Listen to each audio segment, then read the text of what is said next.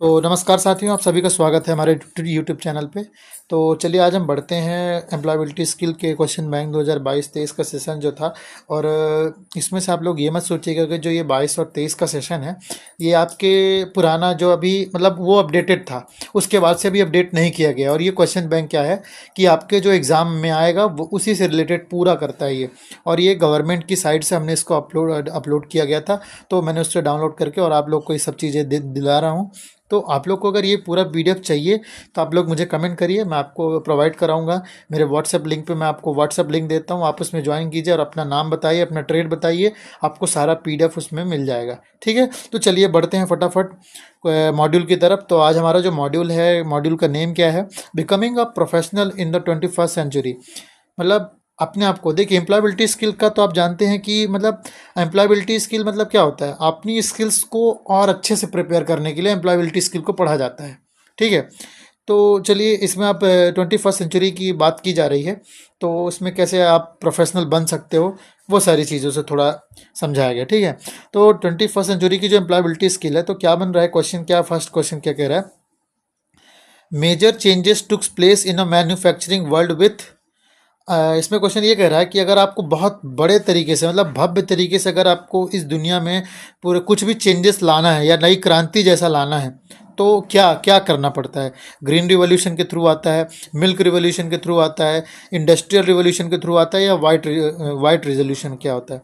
Revolution देखो, आप revolution के बारे में तो आपने पढ़ा होगा, साइंस में आपने पढ़ा होगा, हरित क्रांति, दुग्ध क्रांति, और ये वाइट क्रांति, मतलब ये तो आपको पता ही होगा। तो इसमें जो है, जब इंडस्ट्रियल रिवॉल्यूशन होता है, समझ रहे हैं? इंडस्ट्रियल रिवॉल्यूशन का मतलब ऐसा कि जब ये जो इंडस्ट्रियल रिवॉल्यूशन ये है, तो मतलब अगर किसी अपने पूरे देश में अगर मैन्युफैक्चरिंग में एक नया इतिहास या भव्य तरीके से कुछ भी चेंजेस लाने हैं, तो हम इंडस्ट्रियल में ही रिवॉल्यूशन ला के और अपनी चीज़ों को अपग्रेड कर पाएंगे। ठीक है, बढ़ते हैं नेक्स्ट क्वेश्चन की ओर। क्या बोल रहा है नेक्स्ट क्वेश्चन? क्या बोल रहा है कि the process of manufacturing has change due to the technology and development. तो इसमें क्वेश्चन ये कह रहा है, द प्रोसेस ऑफ मैन्युफैक्चरिंग, अगर हम किसी टेक्नोलॉजी को, अगर हम ऐसी क्या चेंजेस ला के प्रोसेस ऑफ मैन्युफैक्चरिंग को चेंज करके टेक्नोलॉजी और किस चीज़ में हम नए डेवलपमेंट कर सकते हैं, मतलब एक सुधार ला सकते हैं। तो टेक्नोलॉजी में सुधार लाना ज़रूरी है बहुत ज़्यादा। और दूसरा क्या है ऑप्शन, क्या क्या? Training, scientific, teaching and facilitations. तो इसमें आपके अकॉर्डिंग क्या होगा? देखिए, इसमें तो ट्रेनिंग दिया हुआ है, ट्रेनिंग से तो आई थिंक मैन्युफैक्चरिंग प्रोसेस में ये डेवलपमेंट ऐसे नहीं हो सकता ट्रेनिंग के थ्रू। ठीक है, और नेक्स्ट क्या बोल रहा है? नेक्स्ट है अपना साइंटिफिक। तो साइंटिफिक तरीके से आप जरूर, मतलब टेक्नोलॉजी एंड साइंटिफिक डेवलपमेंट से आप मैन्युफैक्चरिंग के प्रोसेस को चेंज कर सकते हैं। तो इसमें आंसर हमारा क्या होगा? साइंटिफिक। ठीक है, और इस वाले में ये हुआ था। अब बढ़ते हैं नेक्स्ट क्वेश्चन की ओर। अब क्वेश्चन क्या बोल रहा है? Regular assessment of skills is necessary for the growth of. Regular assessment of skills, assessment समझते हैं आप लोग? असेसमेंट ऐसा कि जैसे हमारी जो आपका असेसमेंट होता है ना, कॉलेज वगैरह में आपने पढ़ा होगा, असेसमेंट होता है आपका। तो असेसमेंट में आप क्या, आप जो चीज़ें पढ़ते हो महीने भर, उस चीज़ को रिवाइज करके और आप उसमें एक टेस्ट के रूप में आप असेसमेंट देते हो ना, तो वैसा ही टाइप से। तो इसमें बोल रहा है कि अगर आप किसी स्किल का रेगुलर असेसमेंट कर रहे हो, मतलब रेगुलर उस चीज़ को बार बार पढ़ रहे हो और बार बार उस चीज़ को दोबारा से दोबारा रीट्राई कर रहे हो। जैसे ट्रेनिंग में अगर आप आईटीआई कर रहे हो, तो क्या होता है कि अगर आईटीआई में आपको जब कोई भी चीज़ की ट्रेनिंग दी जाती है, तो आप उस स्किल को बार बार रिपीट करते हो ना, कि इस चीज़ में मैं बहुत अच्छे से हो जाऊँ। आपको जो फिटर ट्रेड्स हैं तो उनको तो खुद ही पता होगा कि जब उनको जॉब बनाने के लिए दिया जाता है, तो उनकी वो स्किल होती है जो जॉब को एक्चुअल कट करके उसको बिल्कुल सारी चीज़ें, सारे मेजरमेंट एकदम कंप्लीटली तरीके से वो पूरा मेज़र कर पाते हैं। तो वो क्या होती है? वो रेगुलर असेसमेंट स्किल ही कहलाती है उनकी। तो regular assessment of skill is necessary for the growth of. तो रेगुलर असेसमेंट स्किल जो होती है वो हमारे किस चीज़ के लिए, मतलब हमारे किस चीज़ के लिए ग्रोथ के लिए होता है? तो ऑप्शन है करियर, इंटरव्यू, जॉब या स्किल। आपके अकॉर्डिंग क्या होगा? करियर, इंटरव्यू, जॉब और स्किल। करियर आपके मतलब भविष्य के लिए, इंटरव्यू आपके जो आपका सामने जाके आप इंटरव्यू देते हो ना, कि आप बोलते हैं ना कि आज हमारा इंटरव्यू है, तो वो हुआ। जॉब के लिए तो यार देखो, आई थिंक हमारे लिए जॉब के लिए आपके रेगुलर असेसमेंट नहीं होना चाहिए। क्यों? क्योंकि अगर आपने रेगुलर असेसमेंट, जब आप जॉब करोगे तो आप उसमें असेसमेंट के लिए कुछ होता ही नहीं है।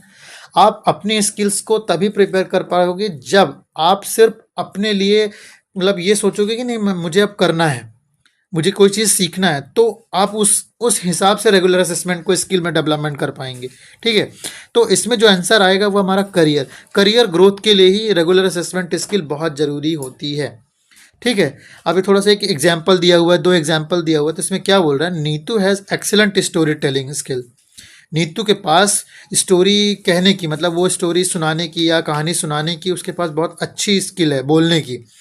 तो what type of intelligence it is, तो उसके पास कैसी समझदारी है, उसको क्या बोलते हैं, picture smart, logic smart, body smart या वर्ड स्मार्ट, आपके अकॉर्डिंग क्या होगा? वर्ड स्मार्ट होने चाहिए। तब तो आप किसी के अपने कहानी पे किसी भी व्यक्ति को अगर आप इंटरेस्ट के साथ अपने साथ रखना चाहते हो तो आपकी क्या आपके वर्ड स्मार्ट होने चाहिए। आपके शब्दों में ऐसी ताकत होनी चाहिए कि सामने वाले को मतलब आप अगर बोलना स्टार्ट करो तो सामने वाला सुनने मतलब सुने ही, आपको इग्नोर ना करे। That's called word smart. ठीक है, अब बढ़ते हैं नेक्स्ट क्वेश्चन की ओर। क्या बोल रहा है, Swaraj is looking for a internet based data entry jobs, what is the most important skill he needs. अब देखो क्या बोल रहा है कि जो स्वराज था वो एक इंटरनेट बेस्ड यानी डेटा एंट्री के लिए जॉब ढूंढ रहा है। ठीक है, तो उसके पास ऐसी कौन सी इंपॉर्टेंट स्किल होनी चाहिए जिससे उसको डेटा एंट्री वाली जॉब मिल सके। तो इसमें ऑप्शन देख रहे हो आप, बेसिक कंप्यूटर स्किल, इंटरप्रेन्योरल स्किल्स और ब्यूटिशियन स्किल्स और वुड कटिंग स्किल्स। आपके अकॉर्डिंग क्या होगा? उसको जब बेसिक कंप्यूटर स्किल पता होगी तब तो वो डेटा एंट्री करेगा ना। तो हमारा जो ऑप्शन है फर्स्ट, ये हमारा आंसर होगा। ठीक है, अब चलिए बढ़ते हैं नेक्स्ट क्वेश्चन की ओर। क्या बोल रहा है कि क्वेश्चन में क्या बोलता है, इसमें नो योर सेल्फ मतलब आप अपने आप को कैसे समझोगे। ठीक है, तो इसमें थोड़ा सा ऐसा है, आप समझना, मैं क्वेश्चन बताता हूँ। Which of the following is not a part of one's personality. तो क्वेश्चन ये कह रहा है कि इनमें से ऐसा एक क्या है जो आपकी पर्सनालिटी को नहीं बताता है या आपकी पर्सनालिटी का पार्ट नहीं है। स्ट्रेंथ, वीकनेस, बिलीफ और स्किन कलर। पर्सनैलिटी का मतलब क्या होता है, आपकी पर्सनैलिटी का मतलब क्या समझते हो आप? अगर कोई पर्सनैलिटी बोलते तो आप गोरा रंग से काला रंग से इस चीज़ को मतलब समझते हैं क्या, कि अगर कोई गोरा है या काला है तो वो उसकी पर्सनैलिटी है? नहीं, पर्सनैलिटी का बहुत सारी चीज़ें होती हैं। आपके पास क्या आपकी वीकनेस है, आपके पास क्या स्ट्रेंथ है, आप अपने ऊपर कितना भरोसा करते हो, ये आपकी पर्सनैलिटी है। पर्सनैलिटी का मतलब ये नहीं होता कि आप स्किन टोन में कैसे हो, क्या हो। तो इसमें आंसर क्या होगा हमारा, स्किन कलर। स्किन कलर आपकी पर्सनैलिटी का पार्ट नहीं है। ठीक है, अब क्वेश्चन क्या बोल रहा है, 7 number, things that one is good at doing are. Question क्या बोल रहा है कि ऐसी क्या चीज़ है जो सिर्फ मतलब आप करना चाहते हो और वो अच्छा होने चाहिए। One is good at doing are, तो मतलब कंसर्न होना चाहिए, कि इंटरेस्ट होना चाहिए, एबिलिटीज़ होनी चाहिए, पैसन होना चाहिए।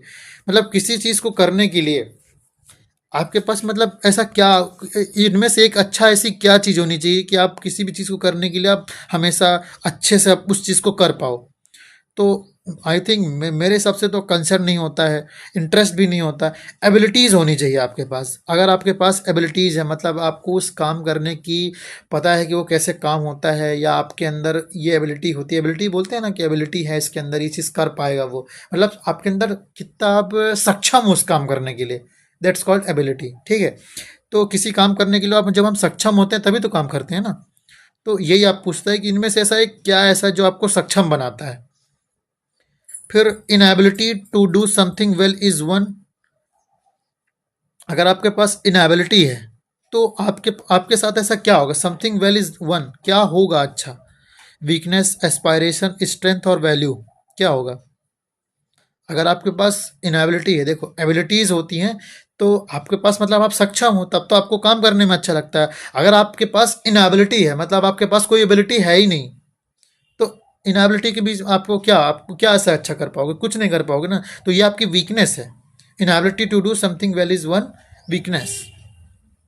ठीक है, अब बढ़ते हैं नेक्स्ट क्वेश्चन की ओर। क्या बोल रहा है कि Meena like to learn music like to learn music in her free time, जो मीना है उसको गाना सुनना पसंद है,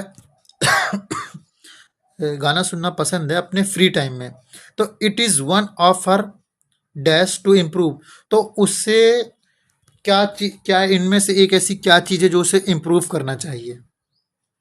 logics, interests, values and weakness.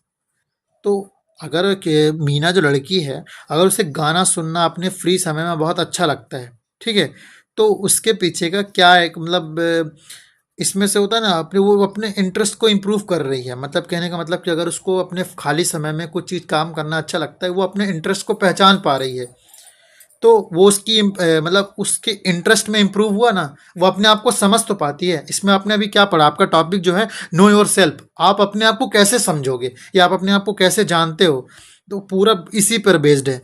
तो यही वो चीज़ बोल रही कि वो अगर मीना जो है वो अपने खाली समय में अगर गाना सुनना पसंद करती है, तो वो उनमें से क्या इम्प्रूव कर रही है, अपना वो अपने इंटरेस्ट को इम्प्रूव कर रही है, वो अपने आप को समझ पा रही है कि मुझे किस चीज़ से खुशी मिलती है। That's called know your self. इसीलिए आपका टॉपिक नो योर सेल्फ था। तो जो आपका वो है तो उसमें इंटरेस्ट होगा। अब बढ़ते हैं नेक्स्ट क्वेश्चन की और। क्या बोला 10 number, Bijo is not good at M S Excel. Bijo एक आदमी है जो कि एम एस एक्सेल में उतना अच्छा नहीं है। With his hard work he learns to overcome weakness and turn them into a. तो वो अपने लिए बहुत हार्ड वर्क करके और वो अपनी वीकनेस को उसको ओवरकम कर रहा है। समझ रहे हैं ओवरकम का मतलब क्या हुआ? अपने उस वीकनेस को कम करने के लिए वो हार्ड वर्क कर रहा है, क्योंकि वो देखो एम एस एक्सेल उससे नहीं आता है, तो वो अपनी वीकनेस को पहचान गया, तो वो अपने आप को इम्प्रूव कर रहा है। तो इसमें अपने आप को यही चीज़ कि आप अपने आप को कैसे जज कर पाते हो कि नहीं मुझ में ये कमी है, तो मुझे इस चीज़ को इम्प्रूव करना चाहिए। एम्प्लॉयबिलिटी स्किल का पूरा बेसिस सिर्फ आपके डिपेंडेंट के हिसाब से ही होता है। वो आपको कितना सजग बनाना चाहता है, सिर्फ इसी बेसिस पे हमें एम्प्लॉयबिलिटी स्किल पढ़ना होता है। एम्प्लॉयबिलिटी स्किल का पूरा उद्देश्य सिर्फ सेल्फ डेवलपमेंट के लिए होता है। समझ रहे हैं? तो अब इसमें आपके अकॉर्डिंग क्या होगा? तो आप उस वीकनेस को turn into belief, value, leader और स्ट्रेंथ। उस वीकनेस को वो अपनी स्ट्रेंथ बनाना चाह रहा था। दैट्स कॉल्ड स्ट्रेंथ आंसर होनी चाहिए, आंसर होगा, क्योंकि वो हार्ड वर्क करके वो उसको अपने उस वीकनेस को ओवरकम कर रहा था। मतलब उसको कम करने के लिए पूरी कोशिश कर रहा था। वो चाह रहा था कि मैं सीख जाऊं एम एस एक्सेल, तो मैं अपने आप को ये मेरी वीकनेस को मैं ख़त्म कर पाऊं। तो वो उसको टर्न का क्या किस चीज़ में करना चाहता था? अपनी स्ट्रेंथ में, मतलब अपनी ताकत में उसको बदलना चाहता था। इसलिए वो हार्ड वर्क करना चाह रहा था। ठीक है, अब बढ़ते हैं नेक्स्ट क्वेश्चन की ओर। अब अब थोड़ा सा अब बिहेवियर एंड एटीट्यूड में आ जाते हैं। ठीक है, बिहेवियर का मतलब क्या होता है? बिहेवियर का मतलब आपका बॉडी लैंग्वेज टाइप से समझते हैं। बॉडी लैंग्वेज भी और बिहेवियर में कोई डिफरेंस नहीं होता। और बिहेवियर में आपका बर्ताव और आपका एटीट्यूड। एटीट्यूड का मतलब ऐसा होता है कि आपका जो एक अपना माइंडसेट हर लोग का अलग अलग होता है ना, तो वो अपना अपना अपने तरीके से उनकी सोच और उनका ग्रेटिट्यूड जो होता है ना, वो पूरा एक अलग माइंडसेट होता है, हर व्यक्ति का अलग होता है। तो इसमें एम्प्लॉयबिलिटी स्किल का अगर कोई चीज़ अगर इसमें पढ़ाई जा रही है, आपको पढ़ने को मिल रहा है मौका, तो आप इस चीज़ को समझोगे ना, तो आपको खुद भी लगेगा कि यार एम्प्लॉयबिलिटी स्किल हमारे एक सेल्फ डेवलपमेंट के लिए बहुत ज़्यादा ज़रूरी है। एम्प्लॉयबिलिटी एम्प्लॉयबिलिटी स्किल्स में आप अपनी स्किल्स को बहुत ज़्यादा इंप्रूव कर सकते हैं। आपके पास स्किल होंगी ना, तो भी आप अगर एम्प्लॉयबिलिटी स्किल को नहीं समझते हो या आप उस चीज़ को नहीं समझ पा रहे हो, जो चीज़ सारी पूरे वर्ल्ड में ही सारी चीज़ों को एक नेक्स्ट लेवल पे रखती है, आपका जो सर्वश्रेष्ठता जो होती है ना, तो वो चीज़ पाने के लिए आपको इसका स्किल को बहुत ज़रूरी है आपके पास होना, कि हम सामने वाले से कैसे बात करें, अपने आप को कैसे पहचानें, मेरे पास ऐसी क्या एबिलिटीज़ होनी चाहिए जिससे सामने वाला हमें जॉब दे सके। तो एम्प्लॉयबिलिटी स्किल बहुत सारी चीज़ें हमें सिखाती है। ठीक है, तो चलिए बढ़ते हैं क्वेश्चन की ओर, वरना ऐसे बहुत सारी बातें हैं जो कि इसमें कभी ख़त्म ही नहीं होती है। तो चलिए 11 नंबर क्वेश्चन सॉल्व करते हैं। तो क्या क्वेश्चन बोल रहा है? The way we interact, manage and deal with our external environment is known as a behavioural, technical, musical and teaching. तो अपना जो होती है इसमें कह रहा है कि अगर हम किसी को किसी व्यक्ति से अगर कोई चीज़ को इंटरेक्ट मतलब समझते हैं, किसी चीज़ से बात, किसी व्यक्ति विशेष से हम बात करें या उस चीज़ को मैनेज करें या उस एक्सटर्नल एनवायरनमेंट से हम डील कर पाएँ, तो वो क्या कहलाता है? आप लोग जानते हैं क्या? तो क्वेश्चन जो था अभी मैंने फर्स्ट सॉल्व कर लिया है इसमें 11 नंबर। अब 12 नंबर क्वेश्चन की ओर बढ़ते हैं फटाफट। तो जो क्वेश्चन है कि 12 नंबर में क्या बोल रहा है, dash is one of the behavioural skill that is required to organise work efficiently and complete it on time. अगर आप जो आपकी बिहेवियर स्किल ऐसी क्या होनी चाहिए कि अगर आपको किसी जगह पे अगर काम करने की जो इफ़िशिएंटली होती है आपकी, मतलब उस काम करने में आप कितने इफ़िशिएंट हो, कहने का मतलब कि आप उस काम के लिए कितना फास्टली से और कितने सही तरीके से उस काम को कर पाते हो, डिपेंड करता है कि वो आपके पास ऐसी कौन सी बिहेवियरल स्किल होनी चाहिए। तो उसको क्या कहते हैं, अगर कोई काम को आप टाइम में कंप्लीट कर लेते हो तो वो आपकी इफ़िशिएंसी, उस एफिशिएंसी को क्या कहते हैं एक वर्ड में अगर कोई बात कही जाए तो? पेंटिंग कहलाती है क्या? नहीं। कुकिंग कहलाती है क्या? नहीं। Time management, yes, time management ही कहलाता है। टाइम मैनेजमेंट से ही आप इस चीज़ को डिसाइड कर पाते हैं, या सामने वाला आपके अंदर की क्वालिटी को या आपकी एबिलिटी को चेक कर पाता है कि आपके अंदर काम को कंप्लीट करने के लिए बहुत इफ़िशिएंट हो आप। ठीक है। तो अब नंबर 13 क्वेश्चन नंबर क्या बोल रहा है, the way we engage and solve the problem is called. किसी प्रॉब्लम को सॉल्व करने के लिए आपके पास क्या होना चाहिए? पॉजिटिव एटीट्यूड होना चाहिए। क्या होना चाहिए बताइए? कन्फ्लिक्ट का रिजोल्यूशन होना चाहिए, निगेटिव एटीट्यूड होना चाहिए, पैशन रिजोल्यूशन होना चाहिए, क्या होना चाहिए बताइए? आपके अकॉर्डिंग क्या होगा? अगर आप किसी भी प्रॉब्लम को अगर मैनेज कर पाते हो या सॉल्व कर लेते हो तो वो क्या कहलाता है? Conflict resolution.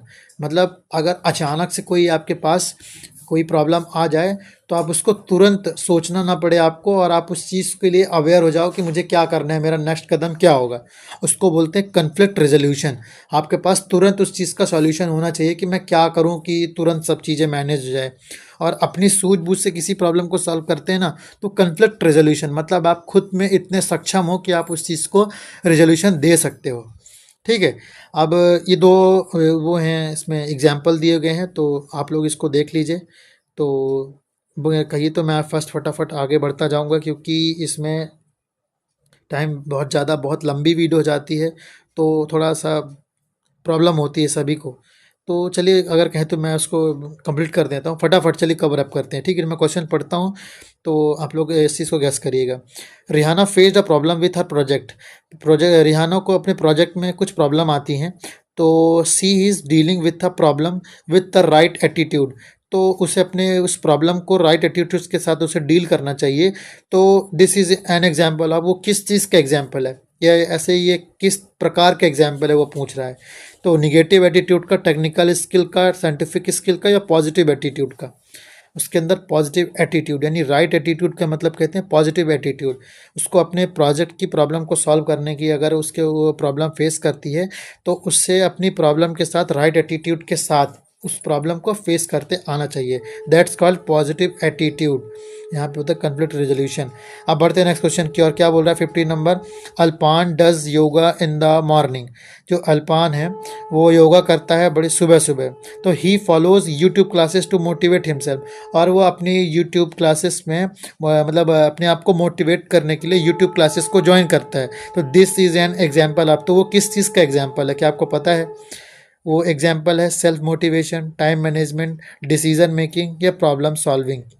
तो क्या करता है, किसी व्यक्ति विशेष से तो नहीं ले रहा, वो यूट्यूब की क्लासेस लेता है सेल्फ मोटिवेट के लिए, तो उसको क्या बोलते हैं? Self motivation. ठीक है। आप क्वेश्चन बढ़ते हैं फटाफट। क्या बोल रहा है, critical thinking and making decision making, sorry.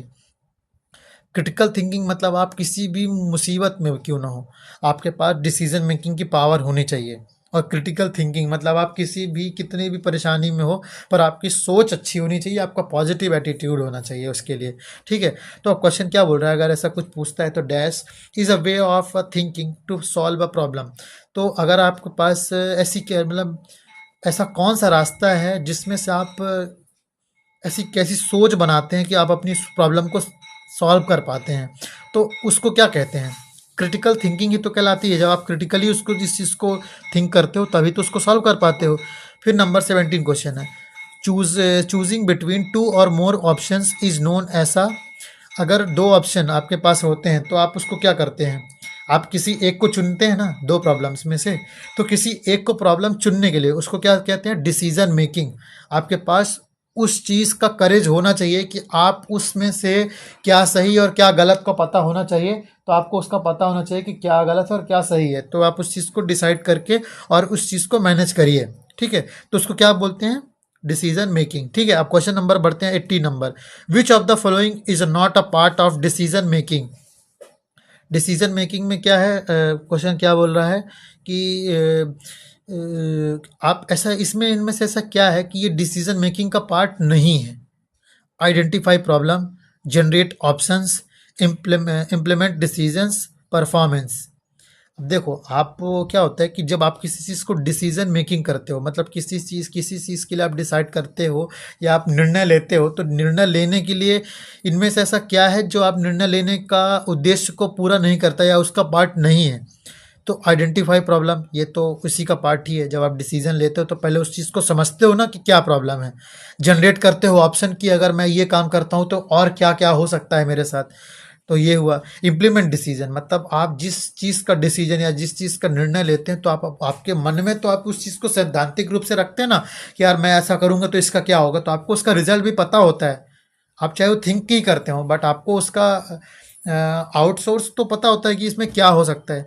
But हमें सिर्फ डिसीजन मेकिंग बट परफॉर्मेंस का नहीं पता होता है कि ये क्या हो 100% काम करेगा कि नहीं। बस हम डिसीजन मेकिंग करते हैं और उसके बाद ही वो पता चलता है क्या रिजल्ट आता है। तो हम परफॉर्मेंस के बारे में नहीं सोच पाते हैं उस वक्त। हम सिर्फ चीज़ों को प्रॉब्लम सॉल्व करने की कोशिश करते हैं, परफॉर्मेंस की सोचते ही नहीं है। अब क्वेश्चन नंबर 19 है।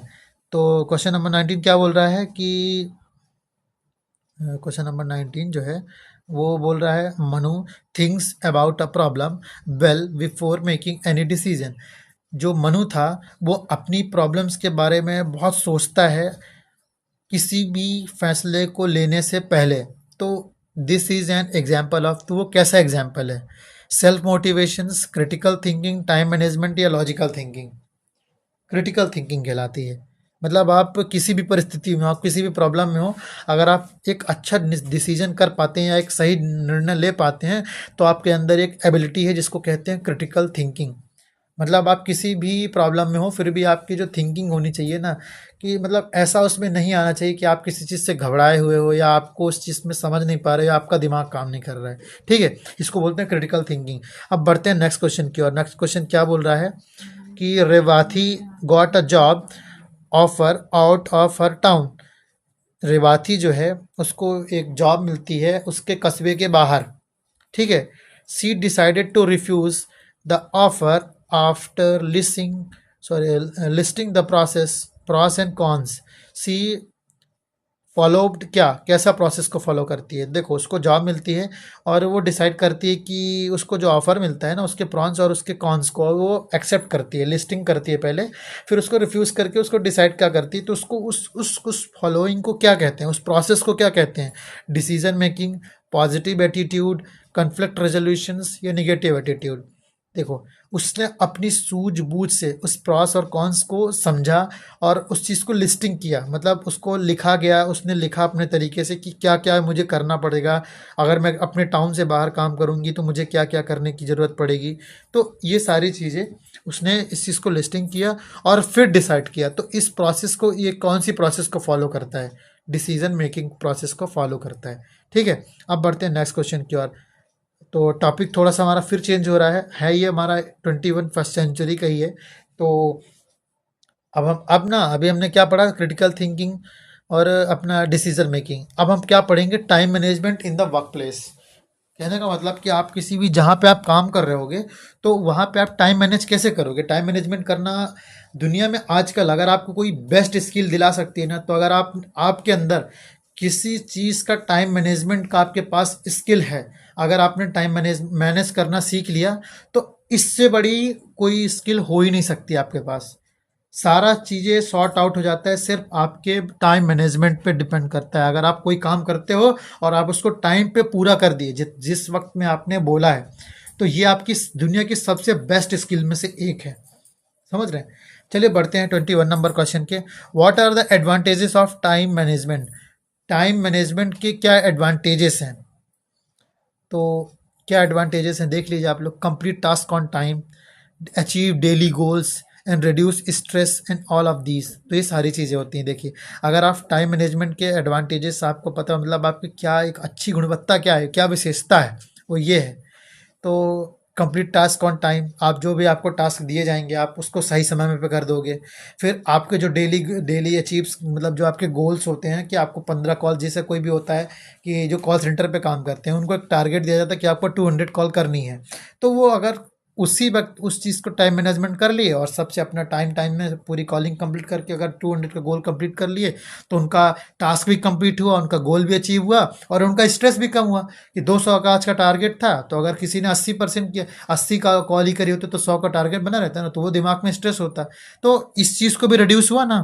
तो इसमें क्या हुआ, ऑल ऑफ दीज, मतलब आप अगर के पास टाइम मैनेजमेंट की स्किल है तो आप इन सारी चीज़ों को लेके सही कर पाएंगे। ठीक है। अब क्वेश्चन नंबर 22 बोल रहा है, good time management helps in improving dash at work. अगर आपके पास गुड टाइम मैनेजमेंट, क्या आपकी इम्प्रूव, क्या आपका समय, मतलब किस चीज़ को, किस चीज़ में मदद करती है कि आप उस चीज़ को इम्प्रूव कर पाओ अपने काम में। तो क्या कहलाती है, वीकनेस, परफॉर्मेंस, स्ट्रेंथ और प्रेशर। तो अगर आपके पास गुड टाइम मैनेजमेंट स्किल है तो वो किस चीज़ में मदद करती है इम्प्रूव करने के लिए, आपकी परफॉर्मेंस, आपके काम की परफॉर्मेंस को इम्प्रूव करती है अगर आपके पास गुड टाइम मैनेजमेंट स्किल है तो जो हमारा आंसर होगा वो परफॉर्मेंस होगा। परफॉर्मेंस कहने का मतलब कि अगर आपके वर्क में परफॉर्मेंस अच्छी हो जाएगी, इम्प्रूव हो जाएगी, तो आपके पास क्या होना चाहिए, गुड टाइम मैनेजमेंट स्किल होनी चाहिए। ठीक है। अब बढ़ते हैं नेक्स्ट क्वेश्चन की ओर। The time blocked for work is called आ। वो कौन सी टेक्निक कहलाती है, इसको क्या, ये टेक्निक आपको ये ध्यान रखिएगा, ये क्वेश्चन एग्जाम में एक साल गैप करके एक साल पूछता है, ये ध्यान रखिएगा। हर साल ये पूछे जाते हैं अगर चांसेस होते हैं तब। तो क्या क्वेश्चन बोल रहा है कि the time blocked for for work is called, कौन सी टेक्निक कहलाती है अगर आप किसी टाइम को ब्लॉक करते हैं अपने काम के लिए, मतलब आप अपने काम के लिए बाध्य हैं, अपने समय के लिए बाध्य करके चलते हैं अपने काम के लिए, तो वो कौन सी टेक्निक कहलाती है। क्या आपको पता है, पोमोडोरो कहलाता है। पोमोडोरो जो एक स्किल टेक्निक होती है, वो अपने आप को, जैसे आपको कोई काम करना है, आपने फिक्स कर लिया अपने माइंड में कि मुझे 1 घंटे में कंप्लीट करना है, तो दैट्स कॉल्ड टाइम ब्लॉक्ड। समझ रहे हैं। तो चलिए बढ़ते हैं नेक्स्ट क्वेश्चन की ओर। Rahim learns MS office during his lunch break. Rahim जो था वो अपने लंच ब्रेक, मतलब जहाँ पे वो अपने ऑफिस में काम करता है, तो वो MS ऑफिस सीखता था अपने लंच ब्रेक पे। तो दिस इज एन एग्जाम्पल। तो ये कैसा एग्जाम्पल है, time management, overthinking, online job, logical thinking. Time management ही कहलाता है। वो अपने टाइम को मैनेज करना सीख गया था कि मुझे लंच ब्रेक पे मुझे MS ऑफिस सीखना है क्योंकि मेरे लिए ये भी इंपॉर्टेंट है। ठीक है। अब बढ़ते हैं नेक्स्ट क्वेश्चन की ओर। क्या बोल रहा है 25 number, Bhanu creates 25-minute task planner and never gets distracted during the blocked time, which method does she follow. Bhanu है जो कि अपने टास्क को प्लान करता है और 25 मिनट का टास्क प्लान करता है और वो डिस्ट्रैक्ट नहीं होता है अपने उस ब्लॉक्ड टाइम में। जैसा सपोज करिए कि मैंने अपने आप को, मैं खुद भी पढ़ता हूँ और आपको पढ़ाता भी हूँ, तो मेरा एक टाइम मैनेजमेंट मैं कैसे करता हूँ, मैं सारी चीज़ें कंपलसरी, मतलब कहने का मतलब कि हमको एक अपना टाइम बनाना चाहिए हर चीज़ काम करने का। आपके खाने का टाइम होना चाहिए, आपके सोने का टाइम होना चाहिए, आपके पढ़ने का टाइम होना चाहिए, आपके पढ़ाने का टाइम होना चाहिए। तो आप अगर किसी चीज़ पे एक बाध्य हो कि मुझे कम से कम दिन के 24 घंटे में 2 घंटे पढ़ाई करनी है, तो आप उसको क्या बोलते हैं, उसको जो 2 घंटे का आपने शेड्यूल बनाया ना, उसको बोलते हैं टाइम ब्लॉक्ड या ब्लॉक्ड टाइम। तो उसमें यही बोल रहा था कि अगर वो कोई भानु है जो कि 25 मिनट का एक टास्क प्लान करता है और वो अपने आप को डिस्ट्रैक्ट नहीं होने देता है उस ब्लॉक्ड टाइम में, तो वो कैसी मेथड को अपना रहा है, पोमोडोरो, टाइमिंग, ब्लॉक टाइम या कैलेंडर। पोमोडोरो। समझ गए। अब बढ़ते हैं नेक्स्ट क्वेश्चन की ओर। क्या बोल रहा है, प्रॉब्लम सॉल्विंग। अब जो हमारा टॉपिक स्टार्ट हो रहा है प्रॉब्लम सॉल्विंग, मतलब आप मतलब किसी भी समस्या का निदान कैसे करेंगे, समझ गए। तो चलिए 26 नंबर का अटेम्प्ट करते हैं। तो finding a skill to any problems is known as a dash skill. अगर आप किसी सोल्यूशन को मतलब किसी समस्या का समाधान ढूंढने में सक्षम है, तो वो आपकी कौन सी स्किल कहलाती है, over thinking, critical thinking, decision making या प्रॉब्लम सॉल्विंग। अभी हमने आपको बताया कि हम प्रॉब्लम सॉल्विंग का टॉपिक पढ़ रहे हैं, तो ये आपको सीधे पता होना चाहिए कि ये प्रॉब्लम सॉल्विंग स्किल कहलाती है। ठीक है। अब क्वेश्चन क्या नेक्स्ट क्या 27 number, which of the following is not a step to problem solving. इनमें से ऐसा क्या है जो कि प्रॉब्लम सॉल्विंग का स्टेप नहीं है। Identify the problem, divide problems into part, set timer और फाइंड सोल्यूशन। देखो अभी क्या है कि अगर हम इसमें जो होता है ये आइडेंटिफाई द प्रॉब्लम, ये तो प्रॉब्लम सॉल्विंग की स्किल है ना। और डिवाइड प्रॉब्लम्स इनटू पार्ट्स, हम समस्या को कई पार्ट में विभाजित करके कई कई लोगों की मदद से हम इसको जल्दी सॉल्व कर सकते हैं। पर हम सेट टाइमर, मतलब हम समय को यार, मतलब कहने का मतलब कि अगर हम प्रॉब्लम को ही टाइमर में सेट करेंगे तो ये पार्ट नहीं है अपने इसका, ये तो आपको सीधे पता होगा। अब फाइंड सोल्यूशन तो ये तो प्रॉब्लम सॉल्विंग की क्या खुद ही है, ये एक पार्ट ही है। तो सेट टाइमर ये अपना पार्ट नहीं है अगर हम प्रॉब्लम सॉल्विंग की बात करते हैं तो। ठीक है, तो ये हमारा हो गया। अब नेक्स्ट क्वेश्चन क्या बोला 28 नंबर, 28 नंबर क्या क्वेश्चन बोल रहा है, if one is capable of finding solution to problems तो one will get better at. तो जो कि इसमें क्वेश्चन कह रहा है कि अगर कोई ऐसा व्यक्ति है, कैसा कोई एक ऐसा व्यक्ति है जो कि कैपेबल है, मतलब उसके अंदर इस चीज़ की एबिलिटी है कि वो प्रॉब्लम को सॉल्व कर सकता है, तो one will get better at, तो वो किस चीज़ में बेटर है, उसको क्या ऐसी चीज़ के अंदर, उसके अंदर क्या क्वालिटी है जो कि वो उसको बेटर, एक सक्षम, मतलब एक बहुत अच्छा उसको बना सकती है।